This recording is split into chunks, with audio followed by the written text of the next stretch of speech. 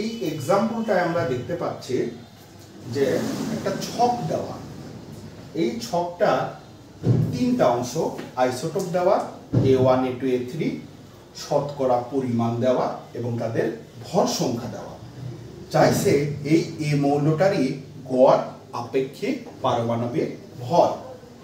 তো এখন যখন আমরা এটা নির্ণয় করতে যাব তখন আমরা প্রথমে লিখব A1 এর শতকরা পরিমাণ। আমাদের কত দেওয়া? আমাদের দেওয়া আছে হচ্ছে 78 এবং এর ভর সংখ্যা আমাদের কত দেওয়া? 44। তাহলে এর উপরে লিখে দেব জাস্ট একটা 44। একইভাবে A2 এর শতকরা পরিমাণ, আমাদের ছক কত বলে? 14%। একইভাবে আমরা এরকম পার্সেন্ট দিয়ে দেব এবং A2 এর জন্য আমাদের ছকে কত দেওয়া? ভর সংখ্যা 46। একইভাবে A3 এর শতকরা পরিমাণ, আমাদের ছক কি বলা আছে? 8%। কত পার্সেন্ট? 8%। 08 মানে 8। এবং এর যদি ভর সংখ্যা দেখি আমাদের দেওয়া আছে 53।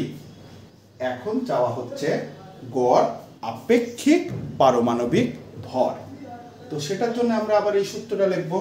সুতরাং কার চাইছে? এ এর, তাহলে এ এর গড় আপেক্ষিক পারমাণবিক ভর, সেটার জন্য আমরা যেহেতু তিনটা আইসোটোপের সূত্র, তিনটাটাই বসাবো।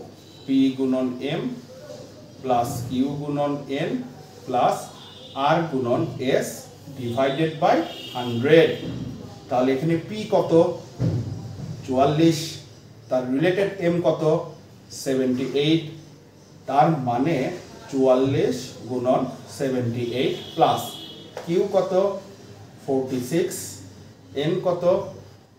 14%। তাহলে 46 গুণন 14 প্লাস আর কত? যেটা ভর সংখ্যা 53। এস কত? যেটা শতকরা পরিমাণ এস। তার মানে 53 মাল্টিপ্লাই 8 ডিভাইডেড 100। এটা যদি আমরা ক্যালকুলেশন করি তাহলে আমরা পাচ্ছি 45। অর্থাৎ এ এর গড় আপেক্ষিক পারমাণবিক ভর কত? 45।